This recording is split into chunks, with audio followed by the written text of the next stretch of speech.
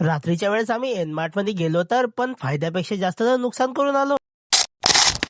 रात्रीचे 8:30 वाजत आले होते आणि आपला ओम म्हणे मला काहीतरी गरम आणि चटपट खावाट राहिलं. म्हटलं चाल तुला खावाडतो. त्या दुकानला घेऊन आलो सीधा आपल्या मित्राच्या दुकानात. माऊली सोयाबीन बिर्याणी हे दुकान आपल्याच हरीश भाईचं आहे. अटी आल्यावर मिनं त्याला म्हटलं 3 प्लेट बनव. म्हटलं बघ गरिबी गड्यानं कढईमध्ये राईस टाकून धडाधड मसाले उलटणं चालू केले. गरिबी म्हणता म्हणता गड्यानं फुल प्लेटा भरून हातात दिल्या. म्हटलं भाई तू भांडे कशाला लावतो वाटते. हरीश म्हणे फक्त तुम्ही खा म्हणे बाकीचं टेन्शन मला देऊन टाका. मग आम्ही पहिली प्लेट खाल्ली ती चांगली वाटली. मग अजून दुसरी प्लेट खाल्ली तिच्यापेक्षा चांगली वाटली. मग अजून तिसरी प्लेट घेतली ते अर्धी करून खाल्ली कारण की आमच्या खिशातले पैसे खतम झाले. तेवढ्यात मग अटी आपल्याला आपला भाई भेटला. मग ते सगळ्यांना टाटा करून आणि उधारी थैल्या भरून आम्ही आलो सीधा एन मार्ट मध्ये. आम्हाला अटी घेणं तर काही नव्हतं पण कसं आहे ना रिकामे चाय कमी नाही झाले पाहिजे. असंच घुमता ओमले एका ठिकाणी सेंटच्या बाटल्या पडेल दिसल्या. फुकटचं सेंट मारायला गेडा गडी पण तळीच धिंगाणा करून आला. म्हटलं ओम्या लवकर निघटून नाही तर आपल्याला फरशा घासायला लावतील. कोणाला सांगा नका. आम्ही दुकानातून निघता आखरी 2 बाटल्या लांबवल्या पण आमच्या अंगातली इमानदारी जिंदा होती म्हणून आम्ही त्या 2 बाटल्याचं बिल देऊनच बाहेर निघालो. पाहना अर्धी येईन पेली न उरेल सुरेल मला ठेवली. असेच नशेडी समजून आम्हाला एका ऑटोवाल्यानं उचललं पण मागे पलटून पाहिलं तर हे सगळे आपलेच माणसं होते. मग ऑटोवाल्यानं आणून आम्हाला घराकडे सोडलं आणि त्यांना केलं टाटा आणि अर्धी बाटली मारून तर आता आम्ही जातो घरी. चला तर भावना ब्लॉग आवडला असेल तर फॉलो नक्की करून घे जा. भेटू आपण लवकरच अशा ब्लॉग सोबत. तोपर्यंत साठी जय श्रीराम.